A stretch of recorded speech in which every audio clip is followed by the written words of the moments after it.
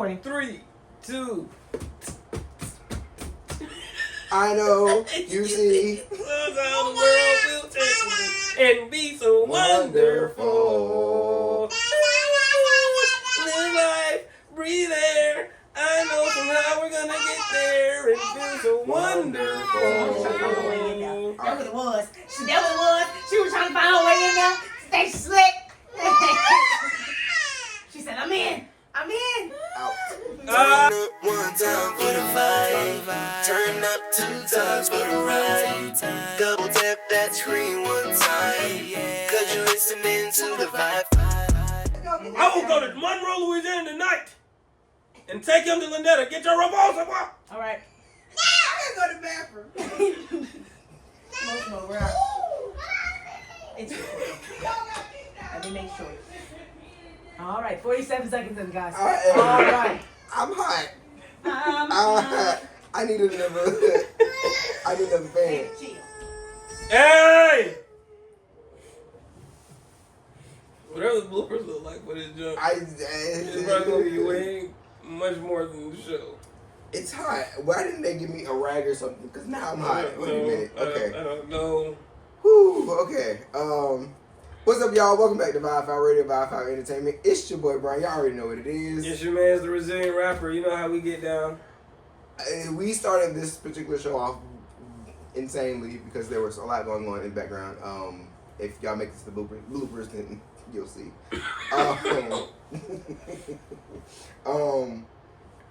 I almost don't want to start the show now. It's gonna be a comedy show. Oh goodness. Okay. Can we start the show backwards? I'm gonna start the show backwards. Yes. All right. All right. So we're gonna start the show backwards today. We're gonna take one of our questions from our box. So as y'all know, make sure that y'all put in the comments or DM us some questions that y'all might have or some stuff that y'all want to hear us talk about on the podcast. So as y'all see, our lovely handcrafted brown and gold box. Crafted by the finest of crafters. Somebody from China. I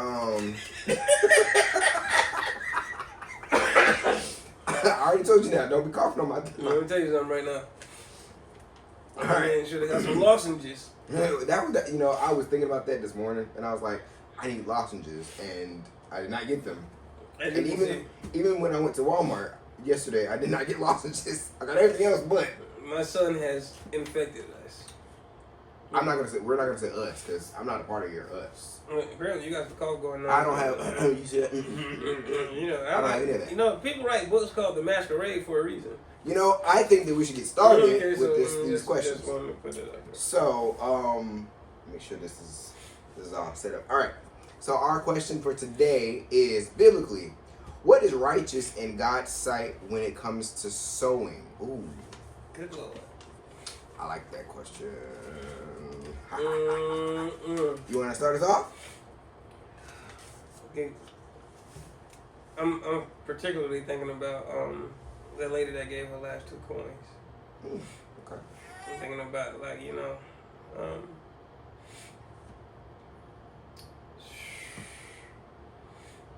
there's so many different examples of sowing in the Bible, but I'm particularly thinking about that because it wasn't what she gave, it was how she gave it. Yeah. It was, even though it was like the last thing that she had, and I know it's a lot of people that get taken up emotionally, and they're like, you need to give. Shut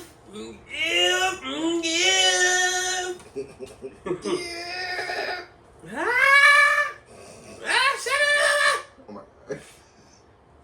But I'm thinking particularly about the woman in particular because what the Lord said, like, you gotta think of how many people had given up until that point, and for the Lord to point out that she has given more than all of them. Yeah. Because it was like, what she was given. I think like from the place that she was given, how she was giving it, and of course, where she was giving it, and when. You know what I'm saying? Like, you gotta think about when there's a righteous move of God. When God's Spirit is in the midst, And when people start giving, not from the call of the person that's up there, like, hey, you know, we're going to take out this offering, and they give you like a long-winded speech about how tithing is biblical and all this other stuff. And then they, you know, they sing your britches off.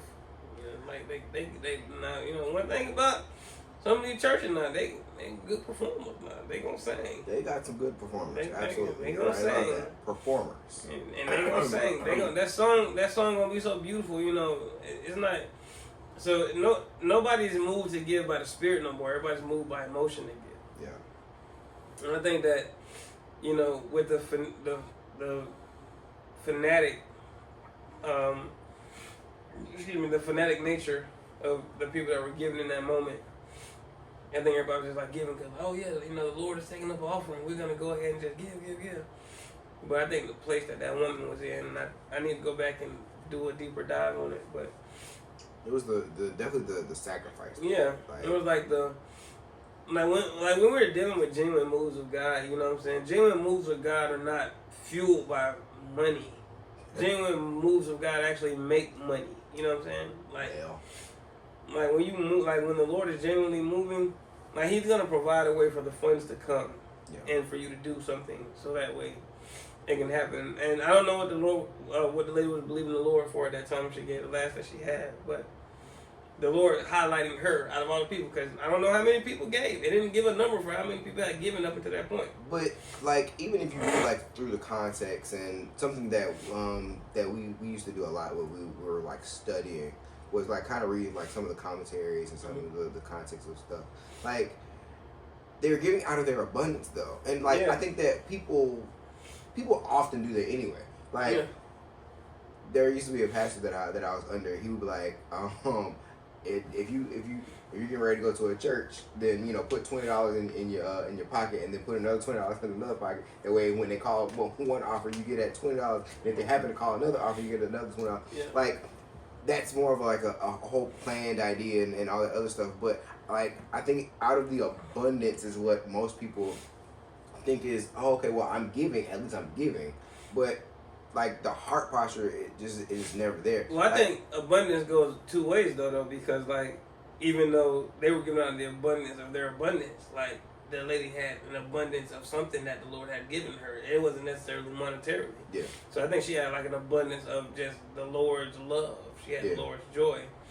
So she was giving out of abundance too. It just wasn't monetarily. So when people give out of abundance, sometimes it's just they're giving out the abundance of the wealth that, you know, the Lord has afforded them to have. Yeah. Because nobody has wealth off of their own strength and off their own merit. It's all right. If we go read Deuteronomy, it tells you that it's the Lord that gives us the ability to get wealth. But I think specifically what looks like what is righteous in the sight of God when it comes to sowing is just the heart posture, and of course the abundance that you're giving out of, is as far as not just monetarily, but, you know, the Bible says that the Lord loves a cheerful giver. Yes. So like, what are the qualities that make one cheerful, right? I would almost liken it to the fruits of the Spirit. You know what I'm saying? I can get with that. Yeah, I would go as far as that. I'm not saying like it's not biblical. It's not something that I've read and like studied. Like, yes, this is cheerful, lines up with the fruits of the Spirit. I'm just, if I had to gauge it as something, that would be what I would gauge. I feel like that would be a good gauge though. Like, that's a good idea of what it would be to be a cheerful giver. Like, to use the fruits of the Spirit as the fruit of the Spirit as a guideline. I can understand and how you can come up with that idea. So I would go with that. And then I'll also say just as I'm thinking about you know, how people give, like rich people are not always happy people. You know, they're always searching for something. There's always something that they don't have. Yeah. You know what I'm saying? It's always like I'm gonna probably make a lot of Titanic references over the course of the time that we do this. Right? You know what I'm saying? It's like one of my favorite movies. But Callie and Hockley, very extremely rich. The one thing that he wants, he cannot have. Yeah. It's rolls. Mm-hmm. Jack Dawson pulls up, just some poor kid that won a ticket gambling, him and his friend, and they board this ship. And the one thing that Hockley wants, he can't have.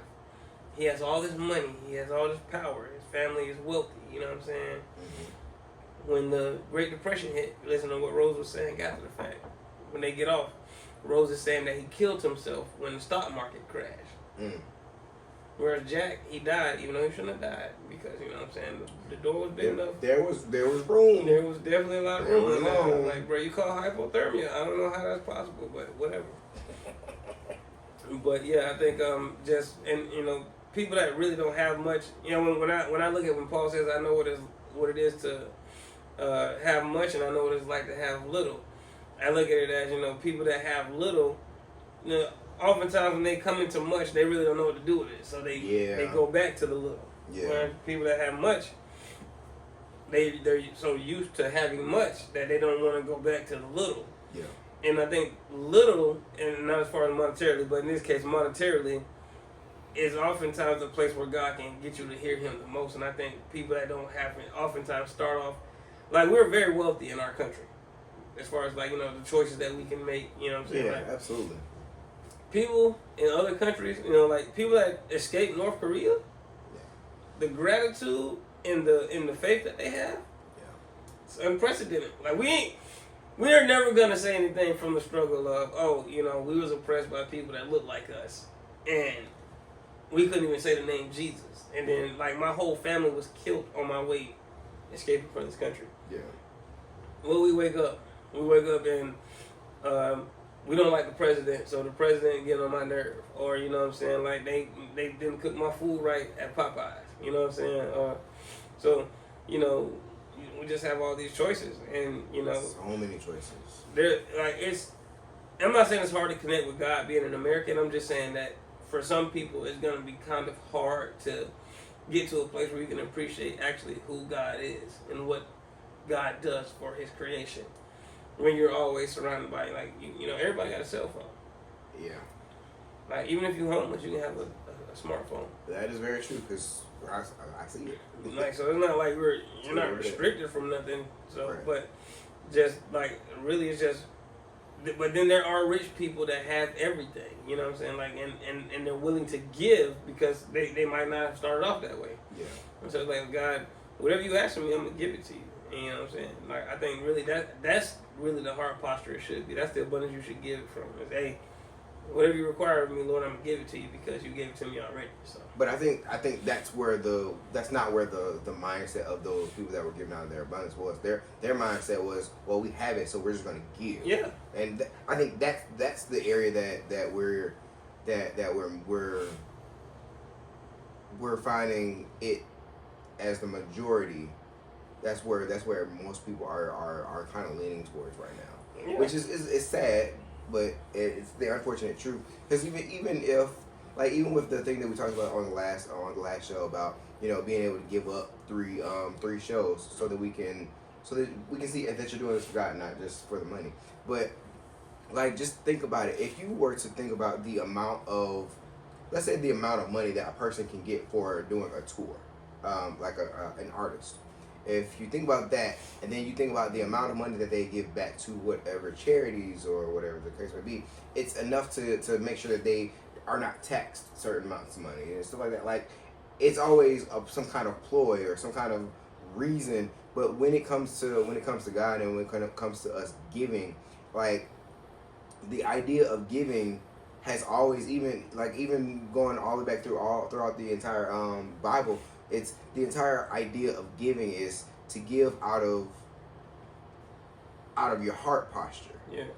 And I think that's when it comes to, like, to answer the question that from the box. Like, I think that's where righteous giving comes from, is when, even if I don't have all that I should have or all that I believe that I should have, if I have the ability to give out of my lack, because of what I believe in. Or there is a church that I used to go to, and they used to talk about like good soil, and, you know, sowing into good soil. Like, I think that when you sow into good soil, or when you believe that you're sowing into good soil, that's one thing. But when you're just sowing just because they said, hey, I need somebody to sow, I mean, it benefits the house, Yeah. but how does that benefit the person that's giving? Because that's not a cheerful giver. You're just giving.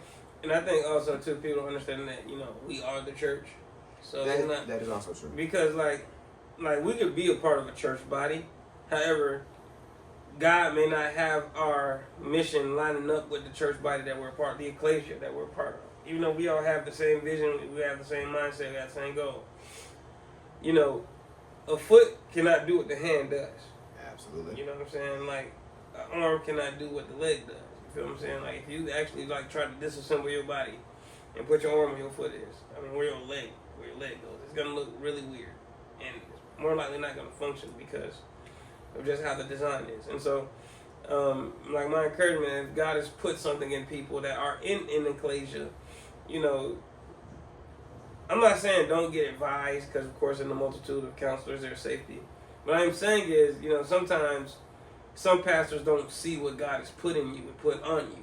So, you not giving all the way doesn't mean that you're not lining up with their vision. It just means that God has not released you to give just because, they say give. It just means that you have a different kind of work to do. And your work may not be to, help your church do a certain thing. You know what I'm saying? And there's going to be times in the season where if they are really hearing from God, they'll understand that. You know what I'm saying? So if I'm collecting an offering and I'm like, hey, I believe that, I'm not going to say it, I believe the Lord. The Lord is saying to give $1,000. The Lord is saying there are 7 people with $1,000 to sow. Am I sowing? Do I sow then? Did you hear from the Lord? That's the thing. People don't be checking. Are you moving from your emotions or from the spiritual well that is within you? Are you feeling guilty because they're saying that somebody and nobody else is moving? I'm gonna tell y'all this. I am not a pastor. I am not a minister by any means of the word. Unless we're going by the word. Anyway, I know you not. You know what I'm saying? Let's just talk about the word. Anyway, what I will say is that I do not get moved by people that are the Lord is saying that you need to give. You need to give $50 here. You need to give $100 here. No, it's, what I'm saying, if you're going to do 10% of what you make, then give 10% of what you make and just let that be it. You know what I'm saying? Like Jesus even said, to give to Caesar what is Caesar's and give to God what is his. And when you think about it, everything's really God's. Anyway, I'm not here to, start any mess with anybody. I'm just letting everybody know. Dog, well, you're here to start mess. I did come to offend the people. Uh-huh. It's written on my shirt, on several shirts that I have now. Shout out to the plug. Anyway, but yeah, I just think that we're too moved by our emotions, and one of the things we cannot do is gauge. We really can't gauge well the intentions of people if we're moved by the emotions of ourselves. Because one thing that man has mastered is the manipulation of emotions. Oh yeah. And, one thing I know about God, he don't play with emotions. He lets us know through his character that he's emotional. Yeah. I'm not saying that he's emo. I'm just saying he has emotions. Yeah. Well, and what's really funny though, and it's really is you're almost kind of picking my brain here, because I was watching something and I think it was some lady or it was a guy even, but they were saying that if you go back and look at all of the ladies that were in the Bible and how God moved off of their emotion, like with Hannah and how she was in a specific posture and then God moved. I think that we forget that God has emotions and that he feels for his people, and that there are times when he can empathize with us more than our next door neighbor. Yeah. So I think that's something that we often forget. But the fact that you said that really just kind of stuck out in my head, because I was just watching that video I think yesterday or something, and they were just going through all of the women in the Bible and saying, because I think the person that was talking about it was a woman, and she was talking about going through birthing pains or something like that, but she was just emphasizing the fact that God is an emotional being or an emotional spirit, and just all of the things, Yeah. And I like the fact that we don't have just this the viewpoint of the Old Testament God of how he's just like this wrath. Like I'm so glad that there's a duality to it. I was about to say, cause like, I don't even think Old Testament God was just rap. I really think, and this is just how I feel because of like what I've learned through my emotions. I really think that the reason that God is described as the Father is because of how He loves. Well, yeah. When a man loves, like for real, it hurts. You know what I'm saying? I'm not like so women. I'm not putting out no disclaimer. Y'all are A1 when it comes to heartbreak and things of that nature. Men are not built like that. Y'all give birth to children. We don't have to go through that. So our emotions are not stretched to that degree. When, like, just look at human history over time. When men feel emotions, real emotions, they don't make sense. Like the stuff that they start doing. It's like, you know what I'm saying? Like they start handing out crimes of passion and things of that nature. Just look at how much a man loves, and God has described himself as the husband several different times throughout Scripture. Yeah. And so when God loves, when we're created in His image, just think about, like, you know, a man that had no priors, a man that, you know what I'm saying, he all he did was love his wife, and then he found out his wife was cheating on him. Yeah. And when he came home, and he like blacked out. Yeah. I'm not saying that women don't do that. I'm just saying look at like the statistics for men versus women, as far as like when men actually fall in love and actually love somebody, like really love a woman. That's how God feels in the Old Testament. To me, I feel like He feels like like I've heard growing up in a lot of rap music that jealousy is a woman's emotion. I'm like, but God says He's a jealous God, so how can you tell me that that's a woman's emotion? But that also, not to discredit what you're saying, but that also, like, thinking about it is like, you when it comes down to like even here in rap music or anything else, like everything that seems to be relevant today has seemed to almost be flipped completely. Like even in the church, when you think about how there's more women in the church that are praising and all that stuff. But if you go back to the Bible days and go back to the Old Testament, it was the men on the front line praising. Yeah, they brought the praise. Yeah. So like just kind of tagging onto that. But what you're saying is accurate and it's true, because what we have found over the years is that whatever society says is soft, whatever society says is weak, we tend to run towards that. Like people don't even eat bananas like they used to eat bananas no more. People break bananas now to eat it. You know what I'm saying? Like, you know, and so if society, all it takes is for one person to put the idea out there that is not, and so somebody said, you know, I don't know why you going to church. Church is like for weak people. And like, if you go on through life alone, I'm like, dang, I really am weak. Like I'm weak. Like, so I need to be somewhere where I can be healed, where I can be cultivated to be not relying on my own strength. Because like when we have children are not strong. Children are weak. Yeah. They rely on the protection of their mother and their father. Mm-hmm. And specifically the father. The father is supposed to be there to provide a level of discipline and just to show what the example is when you're going out into this life. You know what I'm saying? Like, I love my children. And I only have one right now, and one is going to drop at any minute now. We don't know when he's coming. He's decided, you know, he's doing what his brother did. They make their own time, apparently. Hopefully not during this show. Hopefully not this week. Like, Saturday is cool for me. You know what I'm saying? I'm cool with Saturday. You know what I'm saying? Like, you know, I just, you know, like David's birthday is the 26th of February. You know what I'm saying? Like, these high birthdays, they scare me. It's not 30 days in every month. It's not 31 days in every month. So I'm like, yeah. Why does it scare you, though? Because, like, is it really accurate that he's really, like, 12 months, even though he hasn't had 30 days? Oh, my gosh. I'm just saying.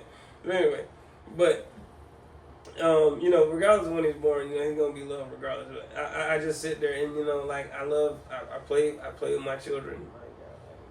I love my children. And I just, you know, I let them know, you know, you got to, not that you got to be, like, super tough, but you got to be hard enough to deal with whatever's going on out there. By the time he go out to wherever he's going, or wherever they're going, they shouldn't be favored by nothing. I recognize today that I did not look at myself a lot when I was little, because what I looked like didn't matter. It didn't start becoming a thing until you got older in like your latter elementary school years, where people like, you ugly. Yeah.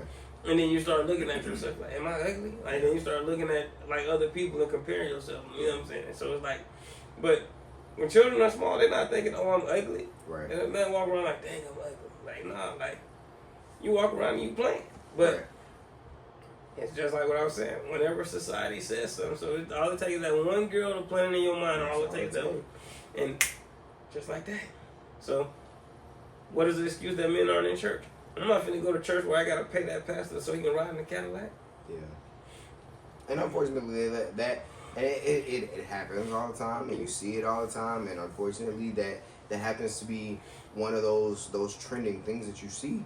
But there are still some good places of worship that are authentic and that have that whole idea. They have it on lock, and they're in abiding in Christ. It is unfortunate though that you see that, but and the thing, like, even like to your point about the kids, like having something to give them to stand on, because like you said, at the end of the day, once they get out of a certain area in life, they have to go in. They're gonna have to face something at some point. Yeah. And that's one thing that I've been kind of like really focused in on. Like even with Simone, like I realized now, and even when she was 2 and 3, that when she gets ready to move on to bigger and better things, she's gonna have to face the world that's not going to be kind to her. Yeah. Not everybody's gonna be nice to her. Not everybody's gonna be dad. Right. Not everybody's gonna be dad. Not everybody's gonna be mom. Yeah. So sometimes that hard love, that tough love, that stern, that sternness, that righteous anger, has to be drawn out, and they have to see that. Which kind of goes into our topic for today, right or righteous. Because, I mean, there's a right way to bring up your child, and then there's also a righteous way to bring up your child. Right. Not all the time do we see that it makes sense. Sometimes, like, it makes sense to, and Lauren said this yesterday, because we talk about this often. It's one thing to gentle parent your child. Yeah. But there are some children that won't receive gentle parenting because of just, it could be because of how they see things. It could be whatever they've been presented to. If they watch like YouTube or stuff like that, or if they're introduced to certain different things, there are so many avenues and aspects of life that can vary. There is I don't know if it was a podcast or it was whatever I was watching. There was a guy, he was saying, I don't have to talk to my one child without talking to the second child. Yeah. Because that one child, I can say, sit down, don't move, and they sit right there, don't move. But that other one, you say, sit down, don't move, they're going to test every limit to get up and move. And then you got to yell at that person. Like, I think that's the whole idea of that's right, and then there's righteous. Indeed. Like, when it comes to rearing your child, spare the rod, spoil the child. I believe in that. You definitely believe in that. I'm 100% behind all scripture that gives me an excuse to whoop these children. To discipline. To whoop these children. I know you want to use the word discipline. I like the word whooping. We're going to use the word discipline for the sake of podcast nation. And Brian's going to use the word discipline. I'm going to use the word whoop, because let me tell you something right now. Right? It's not how I grew up. I'm not basing it off of growing up. I'm basing it off of what I've seen. Right? And the results are in. Okay? Like some whoopings don't work. Some whoopings do work. It's a matter of, I'm a person that believes in 3 Asians. Okay? Okay. We're going to have a conversation. Amen. And then there's going to be anticipation. Amen. And then there will be what we call dispensation. Amen. So it's literally in 3 steps. But I'm conversing throughout the whole thing. Okay. I'm talking to you beforehand. I want to get a good understanding of what your mind was thinking when you were doing what you were doing. Yeah. And out of that, you're going to be anticipating when this belt going to drop. Wait a minute. This belt going to drop at any minute, but you're not going to know when it's going to drop. Cause you remember back in the day when you was getting in trouble, your dad used to like, I'm gonna catch you when I get home. Yeah. And your daddy might come home or your mother might come home and they might just wait. They might let that whooping simmer for 3 days. Nah, But, I don't know that. I mean, you know. That's not my, that wasn't my, Yeah, I mean, but that ain't my I'm just saying, testimony. but I'm just saying, like, you know, for certain people, like that whooping, it manifested. That's wild. That whooping festered. Mm-hmm. So by the time you get to the second day, I'm like, oh, maybe she forgot. Maybe I'm free. And then on Friday, you know, whether they forgot or not, or they might be like, okay, I'm gonna let you wait long. Nah. I'm finna dispense this whooping ASAP. This belt finna drop. But that also is attributed to the fact of that there are two types of people, or multiple types of people that you have to disseminate your disciplinary actions to. It just depends on what you think is going to be the best course of action. If I sit there and I tell you I'm gonna whoop you, I want that anticipation to build. Wow. 'Cause I want you to think about how wrong you were. Because I don't want to have to give out several whoopings. If I got to give out 25 over the course of your first 10 years, I'm cool with that. Okay. Because then by the time you're 10, you have an understanding. You have a mind to think about what you're doing. Yeah.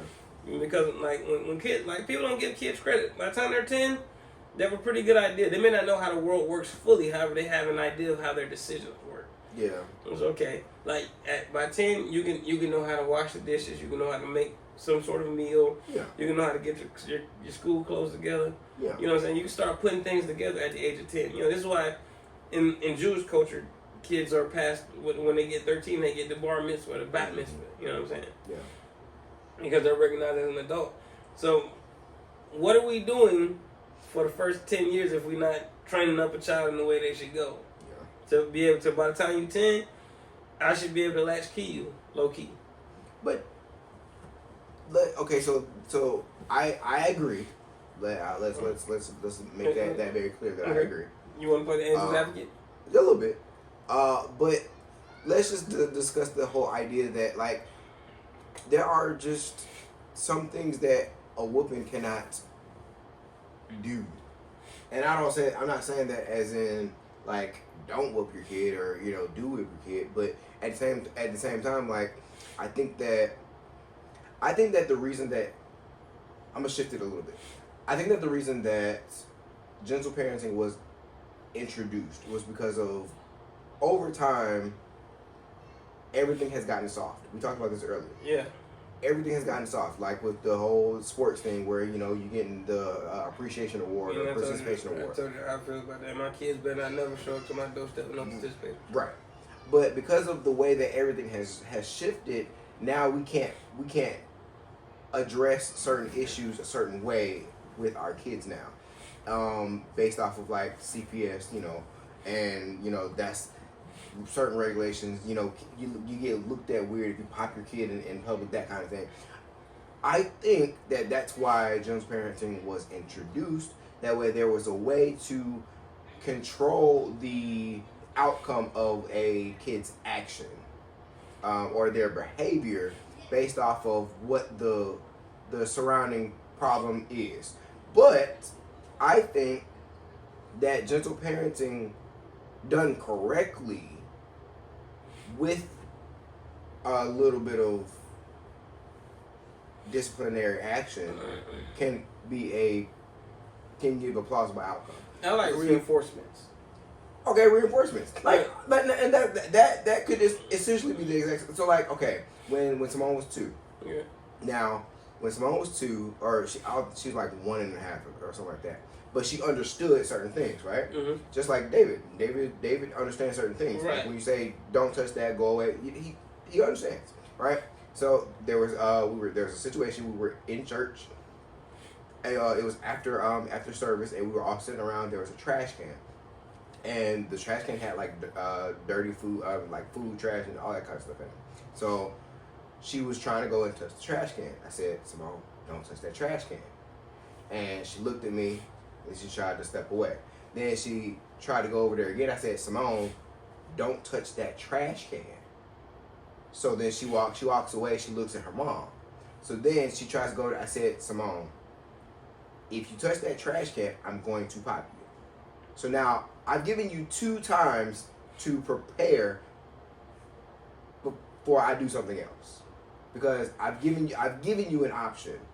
You either are going to touch this trash can and get this whooping, or you're going to not touch that trash can. There's one of the two. But I think by that 3rd time when she touched it and she got that pop, and all of the entire people, the entire group of people that were around us, they all looked at me like, oh my God, you hit your kid. I did. And my thing is, I gave her 2 chances. I said, hey, don't touch that trash can. And I think that the issue came in with wanting an explanation. Lauren makes a good point about this, because she thinks that it's not a good idea to leave your kid without explanation. That's what the conversation comes in. Right. And I think that that's a big thing, because when we were growing up, yeah, we ain't getting no explanation. We ain't getting no explanation. We getting whooped. It was just, this is fact. and I think that's what I'm saying. I think that's where the gentle parenting came in, because right now we need explanation. But I'm saying, this is what I'm saying. So, like, to all of that gentle parent, mm-hmm. if that's your jam on. Jam on. That's not my jam. Okay, I just want to put that out there. And, I know there's been a lot of theories and think pieces on the internet about you just want to put bodily harm to a child. No, I don't. Yeah. I want my child to understand something, that there are consequences. I'm not one of those, I'm finna tell you to go stand in the corner, dads. I'm not one of those, I'm finna take away your tablet. You finna feel exactly what it feels like to be disobedient. Because I don't want you to think that this is a good feeling. And as we're conversing, because the one thing that people cannot tell me that I do not do is I talk to my son. Yeah. Even though he is just a little over a year old, I talk to him. Yeah. I talked to him when he was in his mother's belly. I talked to his brother. I talk to them. We have conversations already. By the time that they get to be a grown men age, when they get to be 25, 24, we will be having different conversations, because I am then moving from a management role to an advisor role. Mm-hmm. So while you are underneath my roof, I'm going to make sure that you are the best at whatever you do. I'm not talking about sports. I'm talking about whatever it is that the Lord has placed in you. The boy has a thing already, has a knack for the mic. Don't know what that leads to. Whatever it is, I'm going to cultivate it to the best of our ability and bring it out. However, he must understand, because as you know, in my family, we have people that have been beat, but the consequences of that whooping were not severe enough to stop people from going to jail. Mm-hmm. And so people didn't make the right or correct decisions, because what they saw outside was more glorious than what it was that everyone else was doing. Mm-hmm. So street life, is more inviting than, hey, let's do something different. Let's walk a path to where you don't go to prison. Let's walk a path to where you actually can utilize your gift and do it in excellence and in freedom. Yeah. Because I'm literally talking about my brother, who has been in there since 2016. Been 10 years. He's about to have a 10-year-old in December. He's never met the boy. The boy doesn't know him. He's never had a Popeye chicken sandwich. I'm going to keep going back to that, because that right there, my brother, like, if anybody knows my brother loved chicken. The fact that he has never had a Popeye chicken sandwich is a travesty. This is somebody that should have had a Popeye's endorsement deal. However, because, and I can't say that my auntie didn't talk, but I don't think that whatever method it was, it probably, it wasn't efficient enough. Either that or he just, like J-Dot said, he was just custom made for prison. He had to have been, he was headed there regardless, so. Custom made for prison is still a wild thing. Creative player from prison. So, but of course we can have dialogue, and I want you to understand. I really want you to understand. It's not like I'm just sitting there like, oh, you don't understand the first time, so I'm just going ahead and knock you upside your head. No, we not really. If I get to 2, it's too much. Well, and see, and here's where I attribute a lot of what you're saying, because watching you parent your child, it really, like, you give a good blend of gentle parenting with disciplinary action. So, like, I understand where you're coming from. And with me, I try my best. I try my best not to hit Simone because Simone is a girl. Yes. And because you're a much better human being than me. Right. But but by me being a man, and I know that sometimes I don't recognize how hard I hit. Sometimes if I pop her or if I get the belt to her, I know that might be a little too much. Even though my child is I don't want to say a mutant, but she's a mutant. Like she somehow she was born in some kind of lab or something, because that girl is invincible. Anyway. But I think, like what you said, like the right thing that a parent would do in this situation is probably you would just beat the kid just because. But like the righteous thing is, you know what I'm saying? It's like, hey, listen, this is corrective action, right? Exactly. This is the path that you're on. Mm-hmm. This is the path that you were headed down. Mm-hmm. So before I let you go down a path that does not suit you, because I have some good looking boys. I already know it. The second boy ain't even here. I know he's good looking. Y'all don't look good for prison. I'm not saying that y'all would be somebody's girlfriend. I'm just saying, like, why would you take all of the stuff that the Lord has gifted you with? He's literally blessed you. Why would you take all that and squander it by going to somewhere where it cannot be utilized to the fullness for God's mercy? Unless you're going to visit a prison and you're going to do a prison ministry, that's different.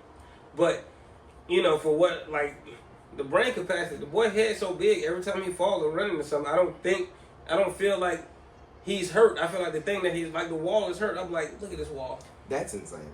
Look at this flow. Do you hear him? It's just distraught because you just ran into it. The wall is distraught. Wow. Just hurt. He's not hurt.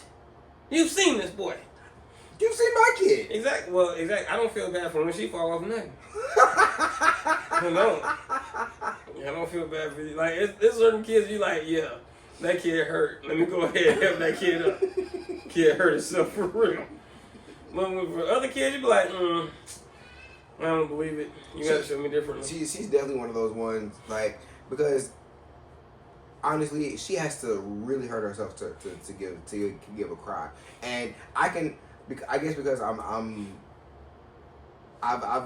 I've been around kids long enough in my lifetime to where I can tell that fake cry. I can immediately tell when my child is hurt. Yeah. Like, there's a very rare time for me to be like, oh my God. Mm-hmm. Like, because I already know my child she is going to be somebody's drama something. That is definitely an EGOT right there. She is definitely an EGOT. Emmy, Grammy, Oscar, Tony winner right there. They're all in one. She is one of those people.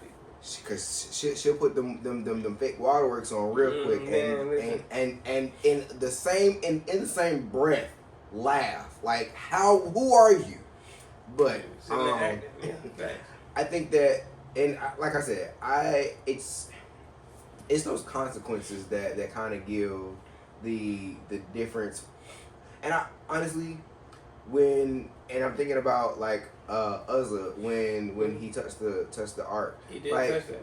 When you knew what the consequences was, but because you wanted to do the right thing, either way it was going to be in the wrong. Because first off, y'all should have never been carrying it the way y'all were carrying it in the first place. That's the first problem. That honestly, that's like the second problem. But anyway, It was a lot of out of order. Right. It was a lot of out of order just in that whole scenario. But like, and I think that's a good depiction of what it looks like for right and righteous, because you were right to want to grab it because you know it's not supposed to hit the ground. Yeah.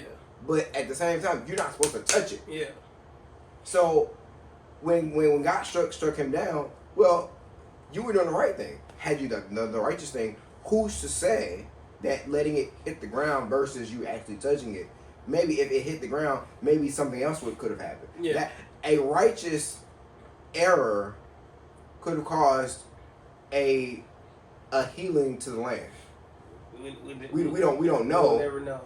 But I feel like that we just, I feel like the reason that the story was there and the reason that it had to happen that way, or the reason that it even played out that way, is now we have a clear depiction of what God is trying to tell us. Hey, if you do as I say, if you're obedient, because we talked about, I don't know if we talked about something on the last podcast episode, but I know we were talking about it the other day, how disobedience is unto witchcraft. So even if God said, okay, I want you every day for the next 10 years to pick up the trash, which I believe that's what he told me to do. Anyway, you're disobedient. Witchcraft.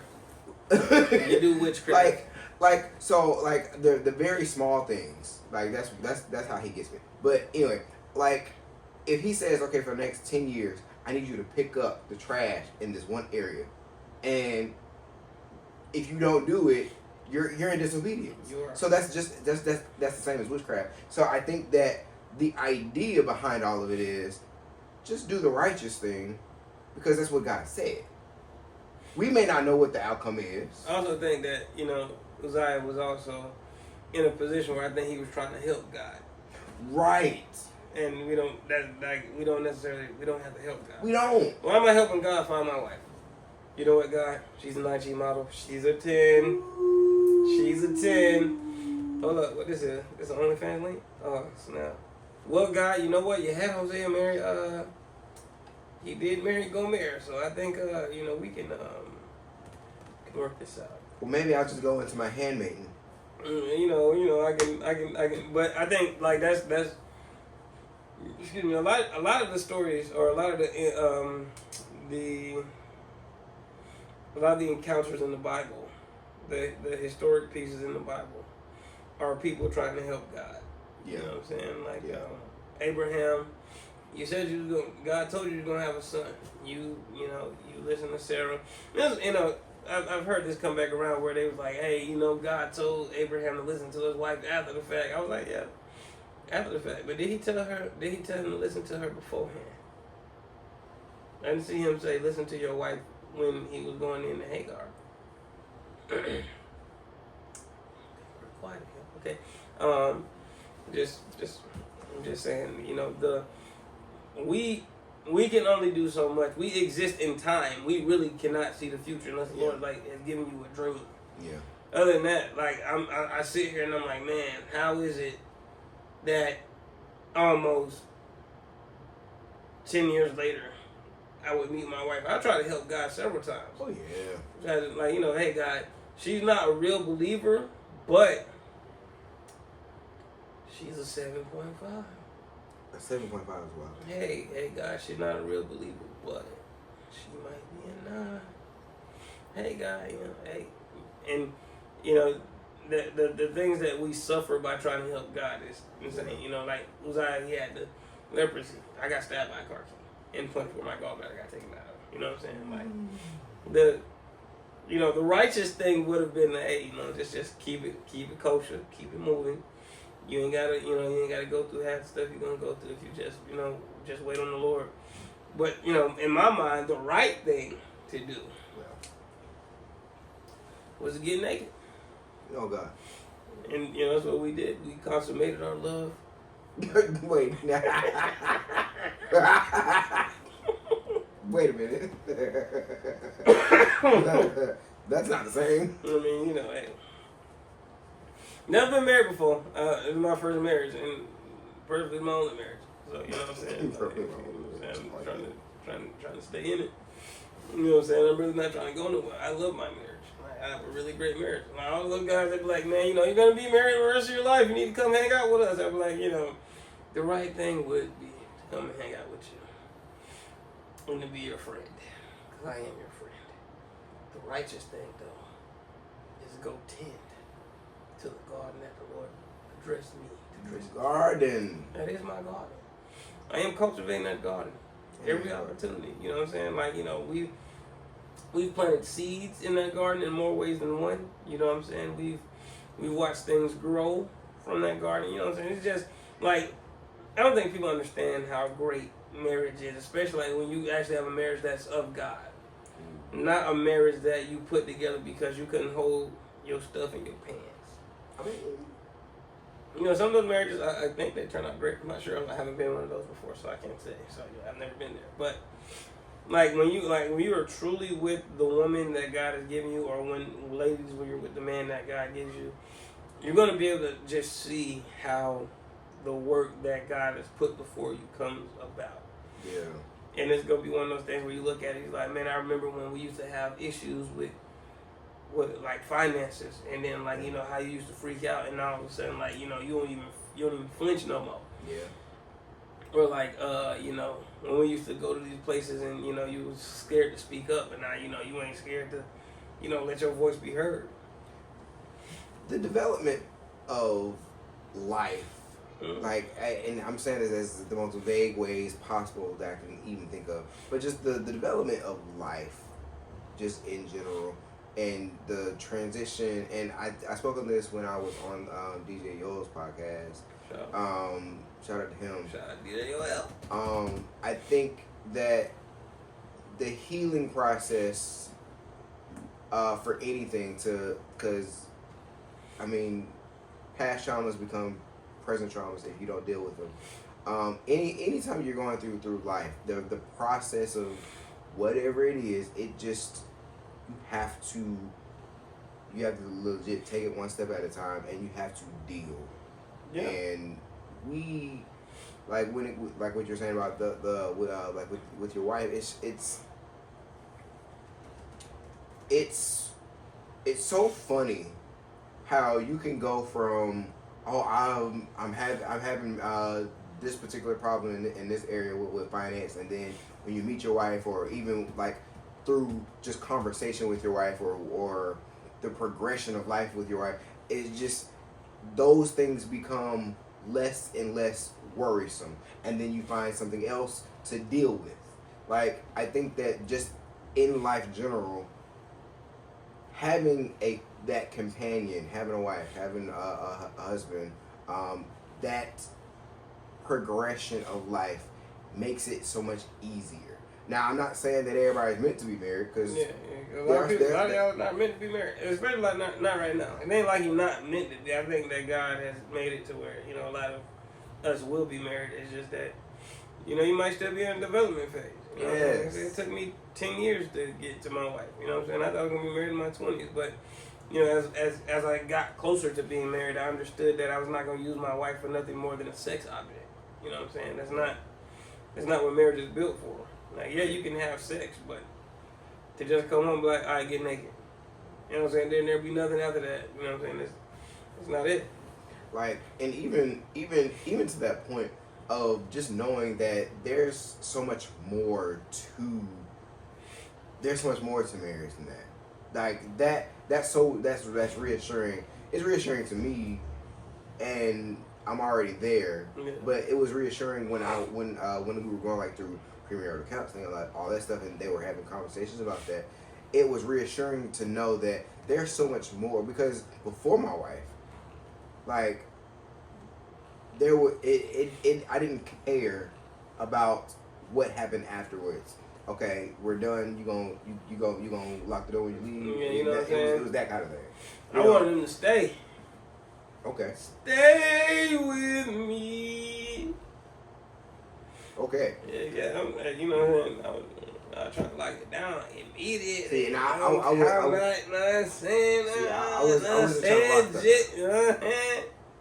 trying to lock nothing down. But in that case though, it's just like it's so reassuring hearing testimonies before I even got married, to know that even if I have a disagreement with my wife, or even if we're not seeing eye to eye at that moment, like, you're not breaking up, right? On that's me. Like, we just gonna have to figure it out, and that just it is what it is. I think that was like one of the things too. Like when my grandparents told me about like how they came together, like they was arguing real bad, and then like my granddad said, "Well, divorce is not an option." You know, my grandma had been through a bunch of stuff at the time. You know what I'm saying? My granddad, he had been through some things, but when we take divorce off the table, that means that we out here and we want to duke it out. Like, regardless of what, you know what I'm saying? I ain't gonna lie now, like, divorce really is not an option. I don't know about cheating. You know what I'm saying? I'm not one of those guys that, you know, I don't. And see, this is good conversation because you know when we were talking that one day with J-Dot and Fearless, like shout out to them. Fearless said he pulled up to the neighborhood. No, hey, Fearless, I was not on that type of time. You weren't looking for the guy. The answer was right in front of you the whole time. I'm not going to look for the guy. I'm looking for her. I'm waiting for her to come home. I'm sitting in the chair like a movie villain. I'm waiting for you to come. Like, and I think everybody has a breaking point. Maybe, and also I think that it depends on how you were raised. Like we were talking about the whole R. Kelly thing, where like the reason that he is the way that he is now is one of the reasons the way he is because he went through that. Like they did that to him. But I think that it's also like when it comes to stuff like that, it's really what you went through and how you were raised and how you see life and what your world scope is. Because there are some people who cheating may not be their breaking the camel breaking in the camel's back. Salute to those brothers. Amen, glory to God. But because some of them it might be finances. Like I know my dad. Like when my dad was living, I never saw them argue about anything. But when they did argue, it was always about money. It was always about money. So if there was anything that was going to break the camel's back with my dad, it was going to be money. So like when it comes to me, I know that's not my weak point. Mm-hmm. Because I mean we talk about that quite often. Is you know, hey, this finances. You know, I come from a line of just living finances. I wrote a finance book. You know, all that stuff. Finance credit union. Right. But like I think that at the end of the day, that's not my breaking point. Mm-hmm. And then, but for you, you're saying that the infidelity may be a breaking point for you. I ain't gonna lie to you, dog. Like, you know, this is not something I've talked to a therapist about. You know what I'm saying? This ain't nothing that I've like really dove deep into. I just feel like, you know what I'm saying, just over the course of time, like, as you were sitting there talking, I was sitting there thinking about all the women that I had been with, and I had not had a single kid with them. Mm. And I just thought about, like, I probably would have went to jail before getting to this point. Mm. Because I would have killed her. Yeah. And it was several different hurts. Whatever phrase will help you get monetization, I do not care. I'm at this point where I'm just letting you know exactly what would have happened. You know, I'm not really internet politically correct, so I come from an era where Bernie Mac was the one. So you know what I'm saying. So we're gonna keep it pushing. But yeah, I just think that, you know, just being with the women that I was with, I just really believe that, you know, that probably would have caused me to, you know what I'm saying, get some people up out of here. Yeah. Specifically some women, because, like, I'm not going to look for the dude. What am I going to fight you for? Yeah. I don't need to fight you. That makes sense. And then, you know, you come to me and tell me, because I was really good at being the boyfriend. Mm-hmm. Really good boyfriend. Always good boyfriend material. Mm-hmm. If the woman brought me to her mother, mama was going to love me. Mm-hmm. Yeah. And want her to be with me and stay with me. You know what I'm saying? Like, it was never like I was never not a good boyfriend. If anything, it was just like, oh, only one situation I can think of where it came to just like money. Other than that, you couldn't say I was a terrible boyfriend just because. Yeah. No, it really was just, you know, I'm intent on something, I'm focused on something, I want to build something. I may not have money right now, but if you're down to build it, we can build it. If not, you know what I'm saying, I understand. Plenty of other guys out there, Yeah. deeper pockets than I got. I got Justin Timberlake cry me a river pockets right now. You know what I'm saying? Because all they doing is crying, they ain't deep. They gonna cry you a river, but you're not gonna be able to swim in it. You know what I'm saying? That's just what it is. And so, yeah, just really good at being the boyfriend. But I mean, I think that's what it is. You know, like I was talking about the Lord in the Old Testament. I am that version. Yeah. I will love you with everything I have. I will shower you. I will spoil you. If you cheat on me, I'll become Liam Neeson and take him. That's crazy. And like I said, it really depends on how you were raised and like the things that you experienced. Like a lot of times your experiences shape what you see and how you live and how you move through life. And y'all let us know in the comments what y'all think, because honestly, at the end of the day, like, what's a breaking point for you? Like, what's a breaking point that and it don't have to be like within marriage, and it could be in a friendship, or it could be just like, what is your breaking point, period? Because at the end of the day, everybody has some kind of breaking point, and at the end of the day, our goal is not to sit here and try and just, give y'all just entertainment. Like, we want to also help heal. Cause so like, if you got a breaking point, let's talk about it. Let's see if we can figure out a way to get over that hump, or to deal with it, or whatever the case. We might need to do a couples episode. A couples episode, that might actually be a good idea. Yeah, And it's funny because we were supposed to do a couples episode a while back. It was supposed to be me and Lauren and 2 other couples that we knew, and we kept trying to coordinate it, and it never worked. Mm-hmm. And I think that it will work now because of the space that I'm in and the space that we're in. I think that it will work now. And we love it just because a lot of people, like a lot of people talk about marriage. I see all the Instagram couples and all that, and it's all. Gotta love the Instagram couples. It's goals, man. Right? You wanna be able to have fun with the woman you with. Sometimes your life don't look like Instagram. You know what I'm saying? Like, a lot of that stuff is. That's a really big thing. Like, I just don't understand why, and maybe because I'm not. I don't overindulge when it comes to being in social media and watching social media stuff play out. When it comes to like watching those internet couples and stuff, and how they post this and like, there are some times where I'm like, oh man, I wish we could do that. But those are very, very few in between. But for the most part, I just look at them like, I wonder how staged this is. Like, I wonder how much of this is a script. Very, very staged, very, very script. I think, you know what I'm saying, like, I think, like, even with some of the, and I know people are going to be like, you're just jealous. I'm not. I'm just keeping it real. I don't be trying to post my wife up, like, when she look good, because I don't want nobody sexualizing any part of my wife. You know what I'm saying? Like, if you do see me post my wife, you know what I'm saying, it's like a picture of me and her, you know what I'm saying, family, whatever, but, or even when post I highlight her, like, if you ever seen, like, the one I did probably last year, that junk moving fast.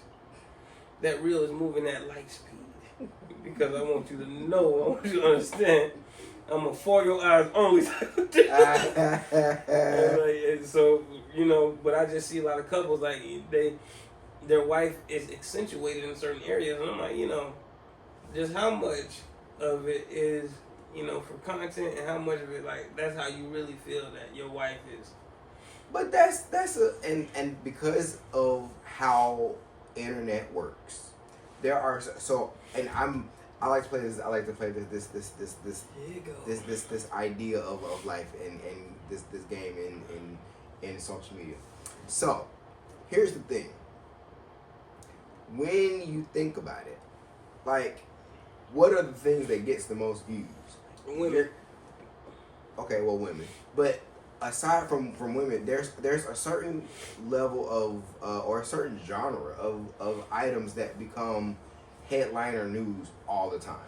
You're gonna see some kind of fight, somebody some racism kind of break out with the Nolan Wells thing. You're gonna have somebody being over sexualized or being talked about. Like, you have your niches that get the most views, but then when you have conversations of quality couples, or you talk about people thriving in industries or in places that they probably shouldn't, like, it gets very minimal advertisement or very minimal media, and that's a big thing when you have people who are genuinely and authentically trying to do right, or trying to do this, or trying to do things righteous, and they get overlooked. You'll see 500,000 views on somebody talking about their divorce because of who their celebrity status was, but when somebody of less celebrity, like, 'cause the thing is, why does it matter why they got divorced? I'm going to use this couple as my base of idea, which I don't know if you know them or not, but Christy Sarah and Desmond Scott, they were all over the news and still kind of in the news about their divorce. Mind you, like, the stuff that they were going through and the stuff that they are going through is private. You would not want your divorce to be publicized. Now, mind you, if you go through divorce because it's going through the courts, that's public information. You can go and look that up, and you can. I know 2 people right now that I can go and look up their divorce. They're famous, or well, kind of famous, and I can go and look up their divorce information because it's public information. But here's the thing: unless there's like a sealed document or some type of reason why that it needs to be sealed or anything, or it needs to be private, but it's public information. Why would you want to have all of your goodies sit out in the open? Desmond Scott and Christy, they were low key famous, right? Like they were. I mean, like they have millions of followers. They may not be celebrity status as like a Missy Elliott or like big names, but people knew them. But, they were social media celebrities. But your life is now for public consumption. Right. So that's what I'm saying though. So I'm not talking about through the court. I'm talking about the minute that you get in front of this camera. Yeah, exactly. But that's what I'm saying. No matter the size of your platform, like a divorce or whatever you go through should not be publicized. But immediately when you are in the face of the media, that's everybody's information. That's all. It's all sitting out there. And I get it. You choose that lifestyle once you get ready to step in front of the camera. I understand. But the thing is, when you have people who can narrate a story based off of what they feel or what they see or what they think, it now becomes their narrative. So then even when you have your own narrative, it can get shadowed out. So what I'm saying is the media tends to over accentuate what really doesn't necessarily need to be over accentuated. And sometimes we really have to just step back from social media. Like honestly, and I'm praying that this never happens. If something were to happen between Lauren and I, and we had to get a divorce or something like that, like honestly, I think me personally, I don't know because I've never been in that situation, but I think the way that I would handle it is to completely step away from social media. Like both of our accounts would be completely deactivated. Both of our accounts, everything will be shut down until we focused and figured out how life was going to look like because of depending on how our notoriety looked. Right now, it wouldn't be that big because we're not super in everybody's households. We only have like a reach of like 50,000 people right now. That's overall. That is enough to shake some stuff now. Right, but that's overall social media platforms. But what I'm saying is we haven't reached to the status of millions. So when we reach to the status of millions, and we're talking about something going on with like a marriage or whatever the case may be, at that point, okay, everything gets shut down. We need to figure this out, and then we come back. Them people, celebrities, everybody, because everybody, the guy, the twins, the 80K twins from Atlanta, the one that went missing last week. He went missing for a few days. I can't remember their name. Kyle and Kamar. Okay. So Kamar apparently went missing, and apparently the situation was his twin brother put on social media and said, "Hey, I didn't want to bring this to social media, but we haven't seen him." And we hadn't seen him for like almost 2 hours. I mean, almost 2 days. So then it became like 2-3 days. So then, everybody has their own idea of what happened. So then you see some other social media people, they're commenting like, "Oh, they did this for clout. They did this for clout." And then you got some other people saying, "Oh, we need to go find him. We need to go find him." And then you got other people saying, "Well, they already found him," and he ain't reached back out to nobody. There hadn't been an announcement or a public made note or anything. So there's so many different avenues of what can be pushed when it comes to media. Yeah. But when does it become, hey, everything gets shut down and we figure this out as a family? We figure this out as from behind the scenes where you cover when you like, you know how like the celebrities when they're walking through and you got all the property and they're putting their hands up. When does it become, hey, cover my face up? Or who was it? Jonah? Not Jonah. Noah. Mm-hmm. His son. When you covered him up. Yeah. Like, at what point do we start covering up our people? Because some stuff don't need to be exposed. And it's not saying that we don't want to share it, or it's not saying that they don't want to share it. It's just not the time right now. You know what I'm saying? Like when people are grieving, you know, when people die. Exactly. When people be all up in your business, like, oh, Mr. How do you feel? You know what I mean? You've only been dead for 12 hours. How you feel? Like, hey. Because get out of my face. Can I grieve? Allow me to process the fact that somebody just passed away. Yeah. That person's not here. Because here's the thing, and this happens with like parents and kids and spouses the most, or even best friends. When you spend a certain amount of time with somebody, you spend a certain amount of quality in your face time with somebody. You have secrets between these people. Whatever the case may be, when you spend that amount of time with somebody, and then that to be completely shut down. When my best friend got killed in the car accident, I remember waking up at like 4 or 5 o'clock in the morning, and my mom just said, "Hey, I need you to sit down." I was like, "I'm just waking up. What's going on?" And she said, "Brandon's been in a car accident." My immediate life shut down because I didn't know how to function from being somebody's best friend and brother to now I don't have this person to talk to about all the things that I can only talk to him about. How you can't allow people to infiltrate your life when you're in that specific state of life, when they don't understand how you grieve, when they don't understand how a person is supposed to grieve. And you know, that looks different for everybody. Exactly. You know what I'm saying? Like, I don't know, and this, you know, got to God forbid me and Kendra get a divorce. You know what I'm saying? And like for infidelity, I'm coming out that mother like Iron Man. I'm like Tony Stark, but I know you have questions about, you know, if I'm Iron Man or not. You know what I'm saying? I thought we were going to be serious.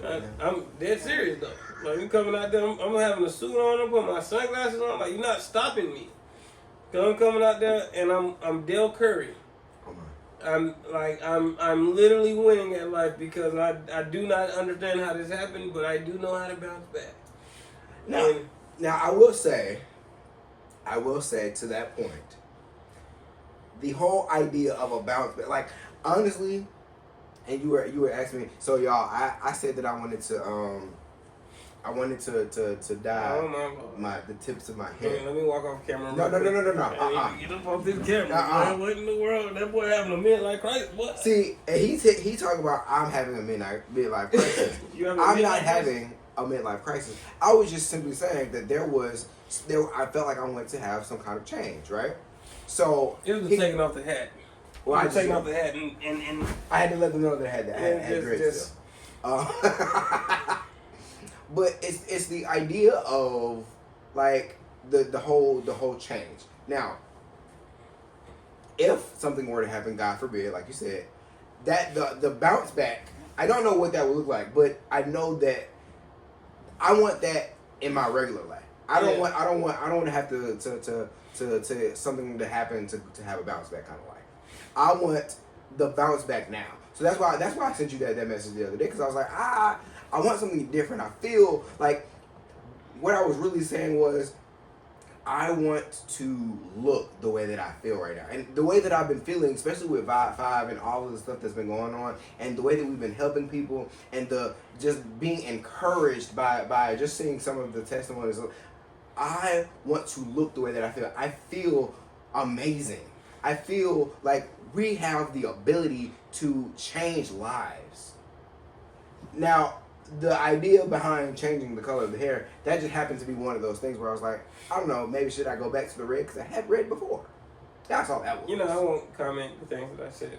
Please, I don't think they need to know that. All I said in that text message thread, what I said. I will say he was very mean to me, y'all. I was not mean to him. I just kept it real with him. Apparently, when I keep it real, I'm just being mean, which is okay. I can take being the villain. I've accepted my role in this life. I will say, I am Iron Man. Like, you know what I'm saying? That's just, you know what I'm saying? Like, when things have gone wrong, you know what I'm saying? In my life, I've never, like, my bounce back is in my regular life. I'm just saying, like, if that was to hit the fan, I'm coming out like Robert Downey Jr. in Iron Man #1. And I'm telling them, I know you have questions, and, you know, I have answers. I do have the answers to the questions that you have. You want to know an Iron Man? An Iron Man. This is really going. Yeah, that's where I'm going with it. I will, but you know, for whatever it is that you're feeling, I hope I never feel that. It's not like a. It's okay. What do you mean? I just don't ever want to feel. It's a good feeling. I'm sure it is. But the questions that came behind that feeling, I just don't ever want to feel that. I just was wondering if I should change my hair color or style or something. I just wanted something. All I know is this. Oh, okay. Here we go. When it comes down to it, Deion Sanders said it best. If you look good, they pay good. No, if you look good, you play good. If you play good, they pay good. I don't know if you have to get a payday or what, but however it is that you feel like you need, whatever it is that's something that's in you that you want to. Well, that's I think so. Like for me right now, it's backwards because I feel like I've already gotten the payday. Okay. So like now I want to do something with the payday. You see what I'm saying? Okay. Well, I feel like what you're saying. I just don't feel that. Okay, so we're not going to change the hair color. I'm not. Listen, you talking to the audience like you brought them in on this. I'm just saying as far as for whatever it is that you want to do. And this is for the viewer out there too. I am not nobody's father other than the two people that I've helped get here to this planet. If you feel the need to do something because it's gonna make you feel good, I'm not one of those niggas. I mean, one of those people that say, "Here you go, here you go." I'm not the friend that wants to see you happy. I'm not.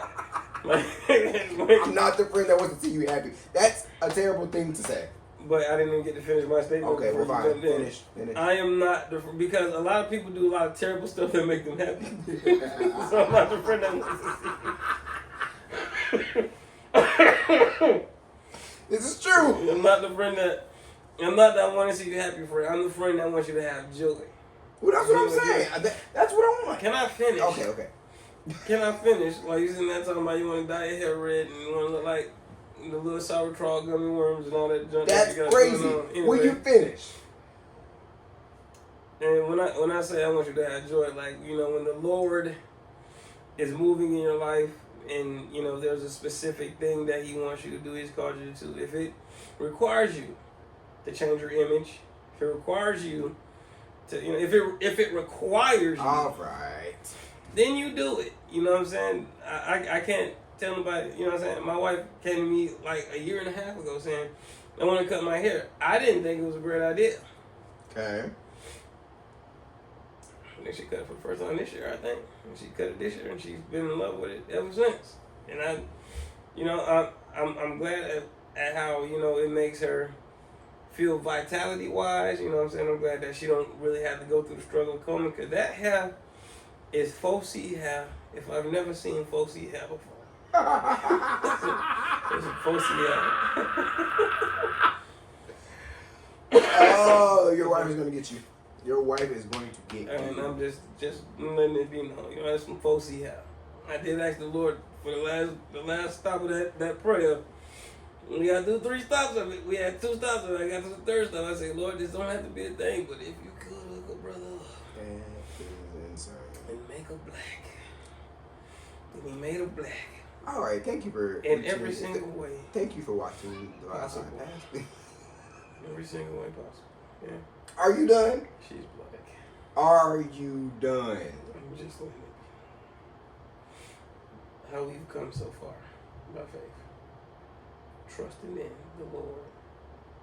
Leaning on his holy word. Are you going to sing the entire song? He hasn't failed me yet. Oh. Can't turn around. Because we've come this far. We've come this far. By faith.